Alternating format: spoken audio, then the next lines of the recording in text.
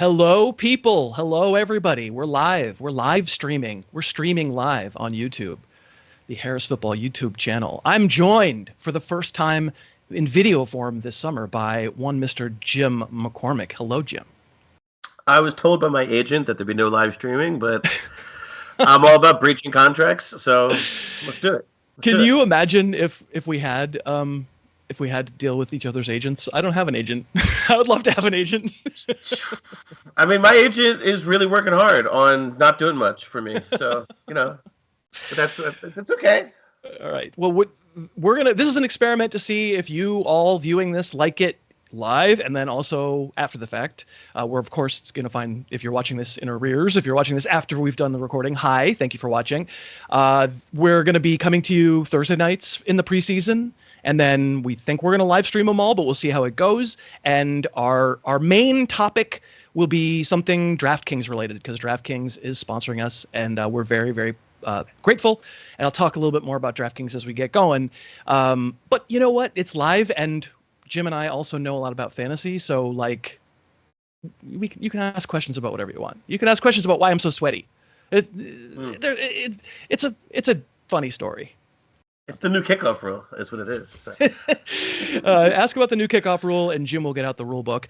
Nominally, though, we are here to talk over/under team win totals in the NFL, and we're each going to pick three bets and lines and odds that we like, and we're going to go through them and talk about them a little bit and decide whether we agree strongly or disagree or whatever.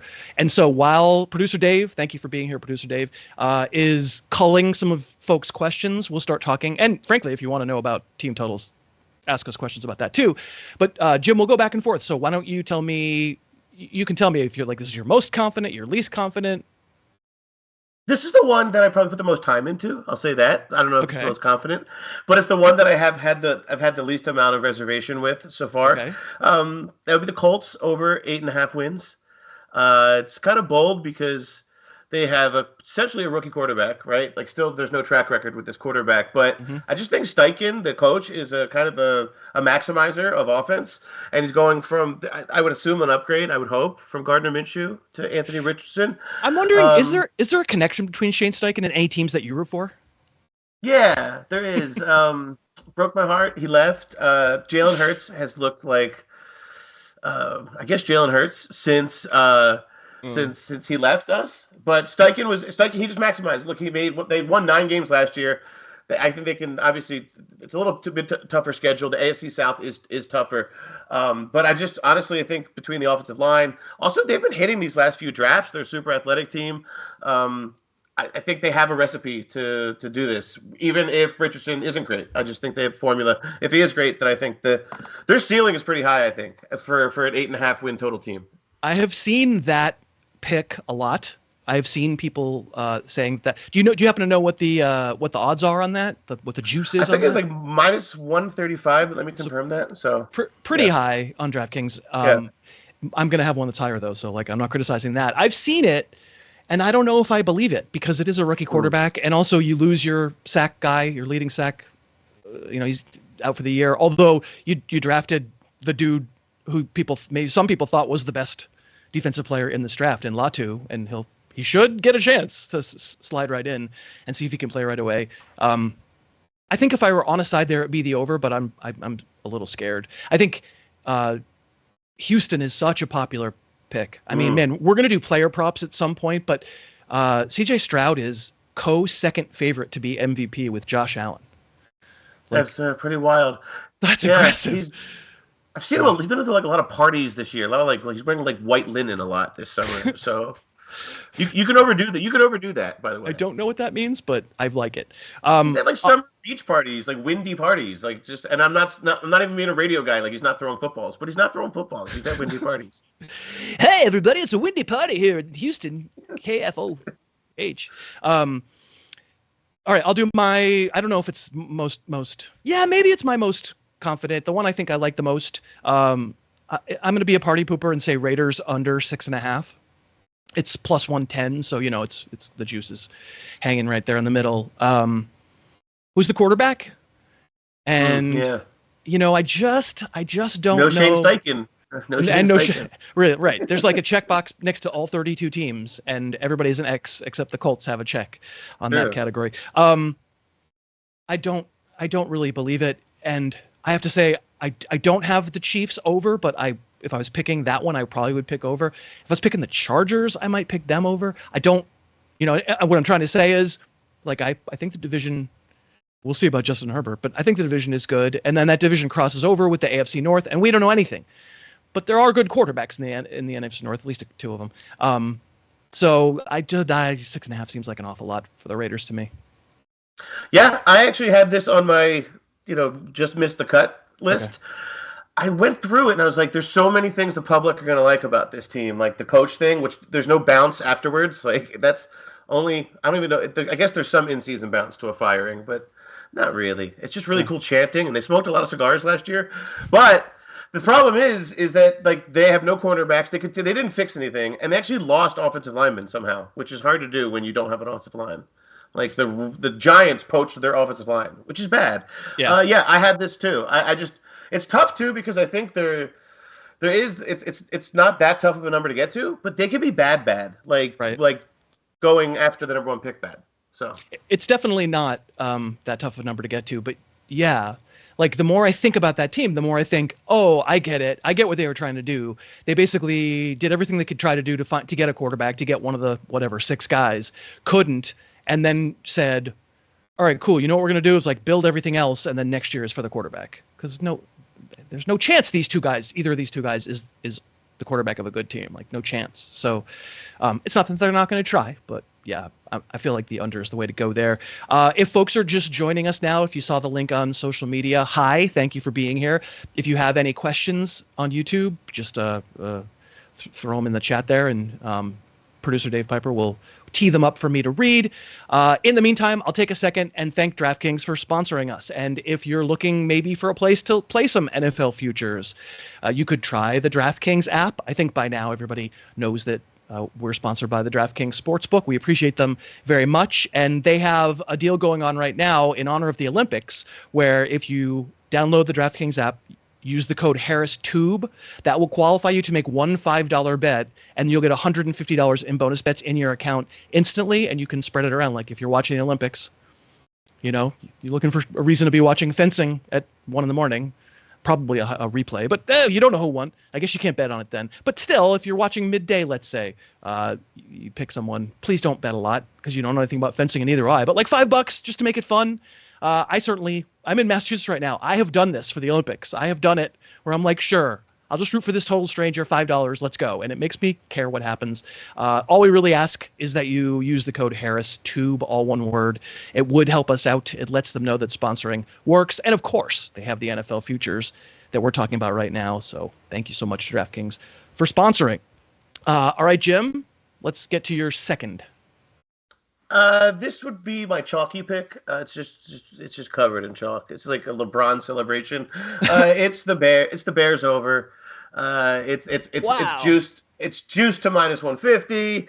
It's ridiculous. It's the public. It's embarrassing. Wow. But really, it's because of the defense. I just think this defense is really good. That back seven is incredible. I love talking about back sevens.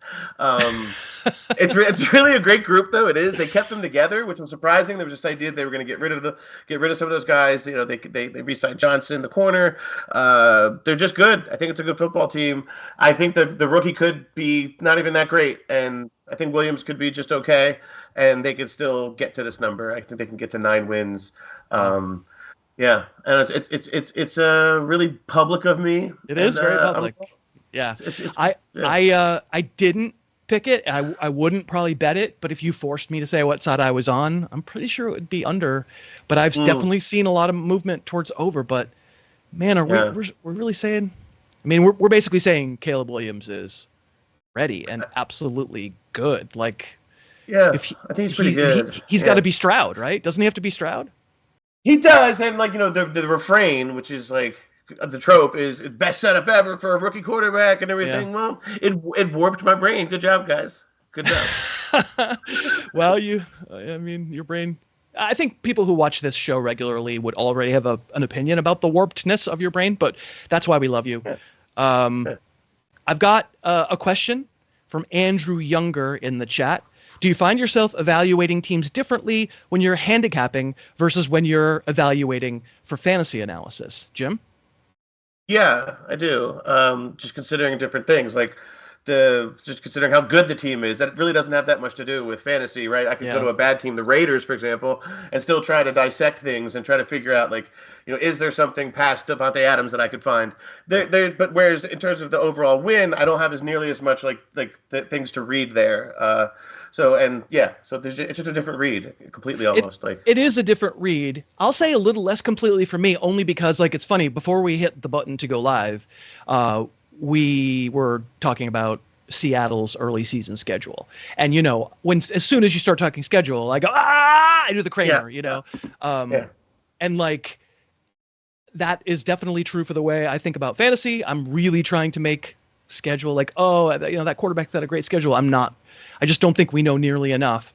And I have to admit, when I'm doing this, when I'm looking at team totals, I know what division they're playing. I know what they're in. And I know generally a sense of, you made a great point when we were talking earlier. We should have hit record earlier. That was my fault. That quarterbacks, there are some quarterbacks that are pretty good, and good quarterbacks tend to be hard to beat, and that matters for the purposes of this. So schedule does matter probably more for this, but I am steadfast in my belief that we know so much less than we think we do about the quality of teams, and I'm already questioning whether I know enough about the Raiders to know whether they're good, let alone whether in week 5 that opponent is going to be hitting a high. I just feel like that's 3 levels away from me being able to consider that. So I guess if there's any overlap, it's trying to make schedule matter as little as possible. That works too. Also, I think the connection you're making too between in season, the idea to be agile, I suppose. In season, when I start seeing something, not to say that the first 2 weeks, there's my confirmation, right, but to be open-minded, to say that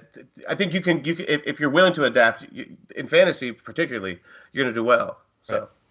All right, so we'll be here for a little while longer. So thank you for the question, Andrew. Long time listener, Andrew. Thank you. And Dave will tell us your questions if you have any more. I'll do my second pick for the team totals, and I feel pretty good about this one too. As good as you can feel about NFL future bets. I feel like, maybe there's not tons of value. The lines tend to be pretty sharp, but I like Tampa Bay under. I'm being negative on these first two. Tampa Bay under 7.5. You're nodding. Is that ringing a bell for you?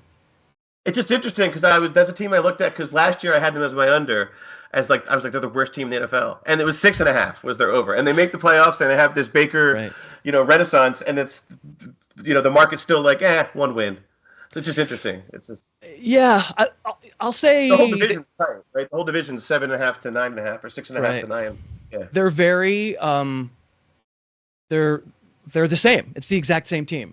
The only difference is Dave Canales isn't there calling plays, and that was kind of what, maybe what Baker Mayfield responded to. He's hot Shane Steichen. Yeah, he might be. He might be. Well, so my thought, honestly, it's kind of thinking about the Seahawks of last year, because 2 years ago the Seahawks were supposed to be terrible. We have the Geno Smith renaissance. Interesting. Yeah, it is like that. And we get the bigger team total, and Geno Smith kind of turns back into Geno Smith. And I kind of feel like the Buccaneers a little bit did it with mirrors last year. And mirrors tend to, not be a good enough reason the next year. So I kind of just don't believe Baker Mayfield's really a thing in the way I didn't really believe that Geno Smith was a thing. And the Seattle receiving core, the deep receiving, it's some overlap where you got the tall, fast guy, you got the shifty, good-handed slot guy. There's some thematic resonance there for me. And then you can speak about the defense, because I'm sure you've had to talk some about this Tampa defense, but are they down to 2 guys from that Super Bowl now? Yeah, it's all eroded. It's all gone. Antoine Winfield is the obviously the highest paid safety in the league, but also that came at the expense of no safeties. No corners, nothing like that. Also, Todd Bowles, not known for a man to adapt to things. To talk about, he's kind of Todd Bowles every year. So yeah. All right, so I'm under there. We got another question, and Jim, you can tell me if you're ranking, because I am ranking all the time. So this is from TJ Joaquim. I hope I said your last name correct, TJ. I just watched the top 10 running back video, which, if folks are watching this live stream after the fact, I'm sure Dave Piper will put a link to go also check out the top 10 running back video. And I didn't have Ken Walker in my top 10. Walker, a flag player of mine last year. And so TJ is wondering where I have Ken Walker for this year. Do you have ranks, Jim, that you're sticking to? Are they making you do them at ESPN? I don't have ranks. I mean, I did put some together for some drafts that I have coming up. I have a draft with Jake Seeley this Saturday, but I knew that actually. We just talked to Jake about that. Yeah, cool. Walker is not in my top 10. I can say that. But he's in the fun side of the dead zone. Like I think he's talented. But I also have issues with like just the fact that there is a cap. Like if Charbonnet's there is just a not even artificial. There's just a real workload limit, like or whatever role limit. But he's good. He's talented. Again, it's Seattle. Like you talked about it before. Like I don't know. It's not that special to me. Like so, he's RB 15 maybe RB 16. He's 16 for me. And he's a little lower than that in a full PPR because I do. They generally tend not to throw it to him. He's right there with Devon Achane, but just a lot less risky. So if you're at that point in the whatever late second, or you'd rather it be early third, and you're looking at the likes, I mean, Achane probably gone by then based on mock draft we did last night. But if you're thinking safety, I would probably think Walker. Yeah, I think you're right that Charbonnet is. Everybody's got a second running back there, but everybody's second running back isn't as attractive as Zach Charbonnet. He is, and it's a great saboteur name. It's just like it's so good. Like, Sabcav. He's a good player, and so is Ken Walker. And Ken Walker's a home run hitter, and I don't think there's a way that you don't get great peaks. So like best ball ranks, I think you'd think maybe Walker goes a little bit higher than that. The second part of TJ's question was favorite breakout rookie. Do you have a favorite breakout rookie? And you can't say Marvin Harrison. Breakout rookie. That's tough. Yeah. Yeah. You know what? I think no, I don't have a breakout rookie. I mean, no.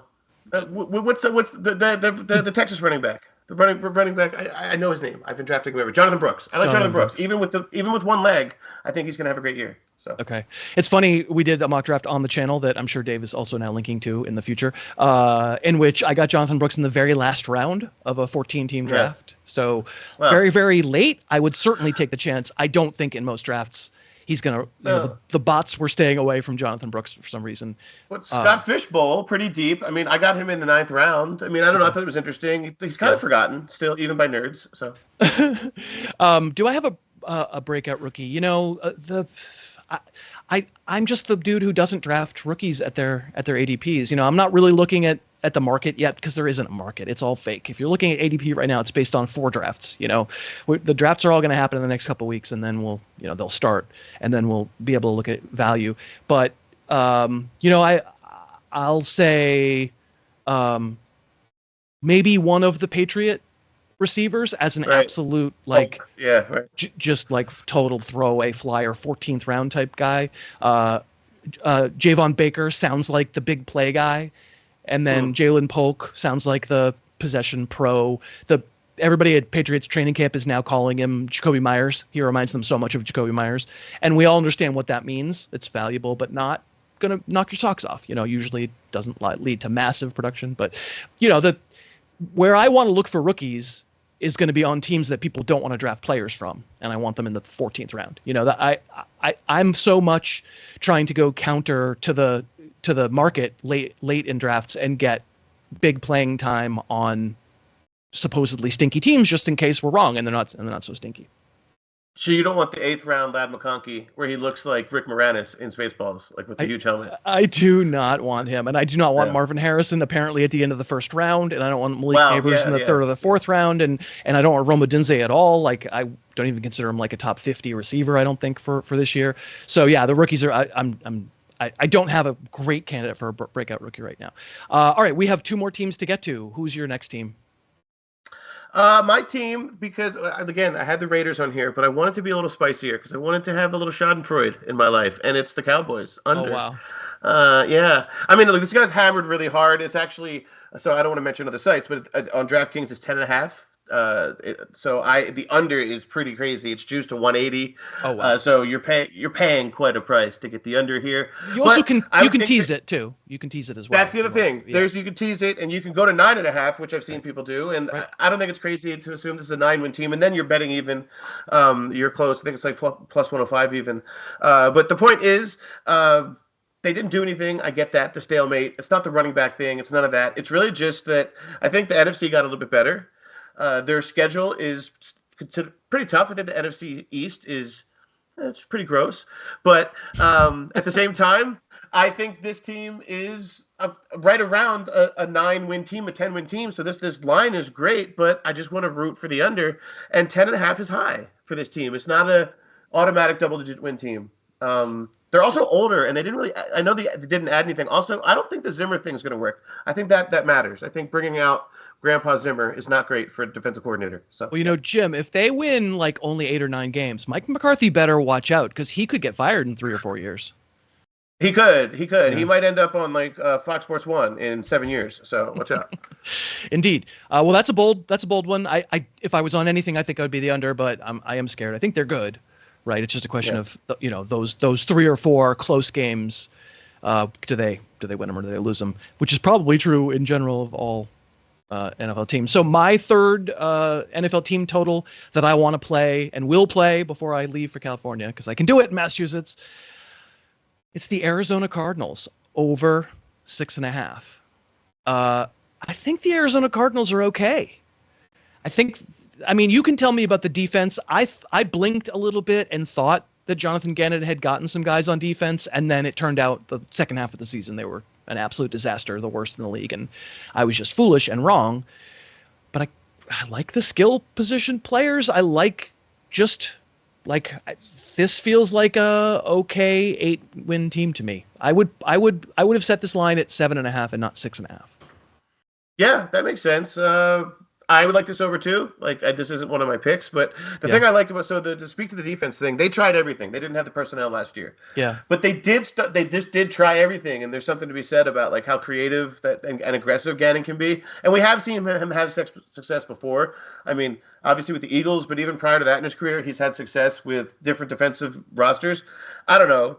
I still have an issue with their defense, but I completely agree. What were they, 3-4 or 3-5 with Kyler? With Kyler, they're kind of a normal NFL team at this point, and they're being treated here like that they're in like the subterranean part of the NFL, which they're not. Yeah, I don't think they're like a bottom 5 team anymore. I don't look at the roster and say bottom 5 team. I mean, I'm not gonna tell you I'm Ross Tucker and can break down every lineman on the team, but they sure do have a lot of big names. They have a lot of first round picks. They have a lot of dudes who seem like they should be able to play, and I guess it does come down to believing in Kyler Murray enough, and I think I do believe in Kyler Murray enough. Not too much of what happened with Josh Dobbs should apply here. He was not good. He was spunky, but he was not good. So that's my last one. All right, we have one more question before we get going. From A Tribe Called Monroe. I'm in a 1 quarterback, 2 running back, 3 wide receiver, 2 flex, 1 tight end, 2 keeper, 12-team league. My goodness, that's a lot.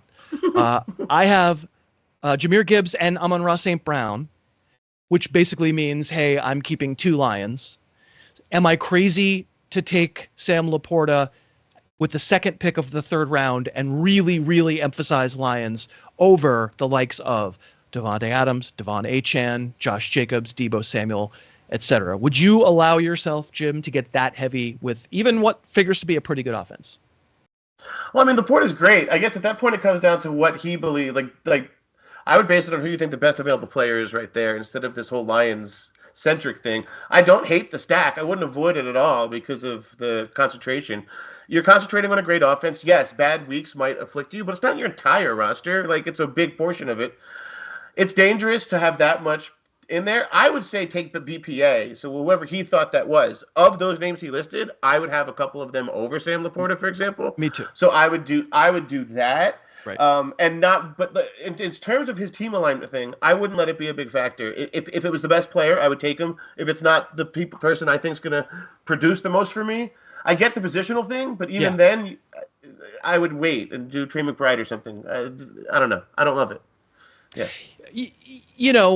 So I'm just not going to take, if Laporta, say, I don't, because it's a keeper league, maybe other tight ends are kept and it feels like he has a little more extra value. So I can't say exactly, in your shoes, exactly what I would do. But I'm sort of with Jim that I wouldn't let team be an absolute, the question was, are you crazy? It isn't crazy. It definitely makes you a Lions fan. It definitely makes you believe that this Jared Goff better not get hurt. But it's not your entire team.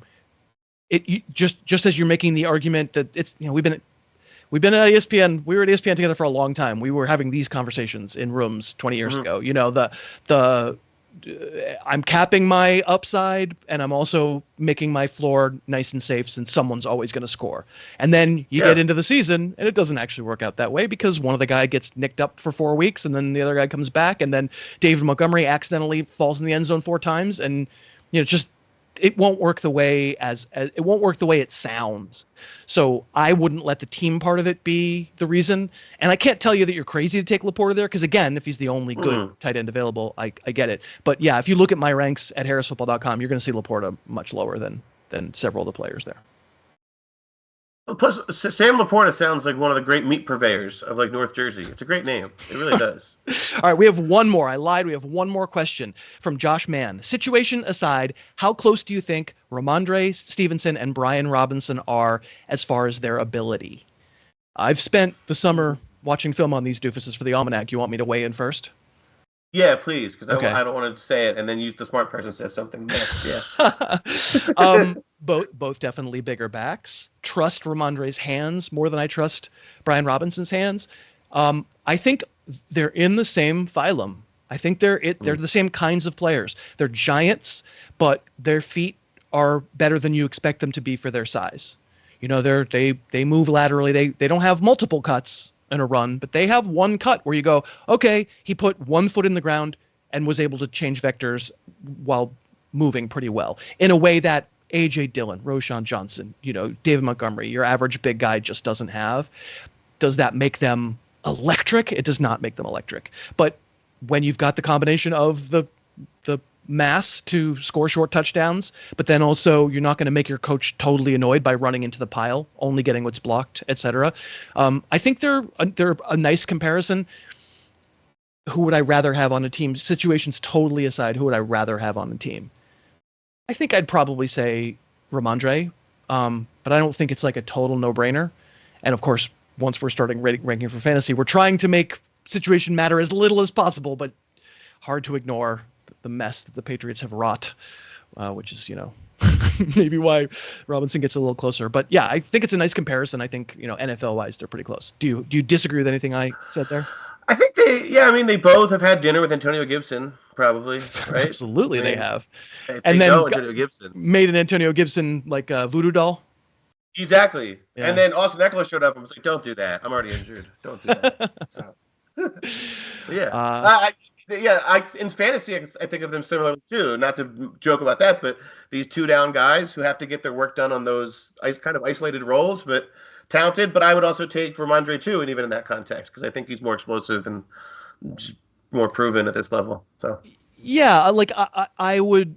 I definitely rank Ramondre higher, even with the situations. But I also just want to say, I was pretty hard on Brian Robinson as a rookie because I just thought he looked awful. But of course, he had been shot in the foot, right before the season, literally been shot in the foot. And I called him the bathtub on wheels during his rookie year. That was his nickname on the podcast because once you, it's the Jeremy Hill thing, right? Once you get going one way, it doesn't change. And it's a great discovery last year to find out he's more than that. He's definitely more than that. So, and he did more in the passing game. I know it was rare, but he had a couple of big plays. So yeah, maybe there's something there. Right. So. All right. So to sum up, Jim, your 3 team totals are the Colts. I like the over. I like the Bears. I like the over, and of course, I love the under on the Dallas Cowboys. So okay. I'm going to say the game totals just because that though. I'm sorry. Colts over 8.5, Bears over 8.5. And the boys under Cowboys. 10.5 wins. Right. Yeah. So I'm going to be Raiders under 6.5. The juice there's plus 110. Buccaneers under 7.5. The juice there's plus 125. And Cardinals over 6.5. That's the bad juice on DraftKings. Maybe you can get that somewhere else. Don't go somewhere else. Minus 150. That's not great. the over for the Cardinals does seem to be gaining. But again, tease it if you want to give yourself a little wiggle room and get them at a higher number if you believe in them. We want to thank DraftKings very much for sponsoring. Again, use that code HarrisTube. It does help us out if you're looking to open a DraftKings account, watch some Olympics, get ready for some NFL. I hope you enjoyed the live stream. Jim, did you enjoy the live stream? I did. It worked well. I saw your guitar. You're not sweating anymore. It worked. I really am not. I just came from softball. I did just come from softball, so that's why the hat. Thanks everybody for coming and watching. And if you're watching after the fact, thank you for being here. And we'll see you next time. Bye.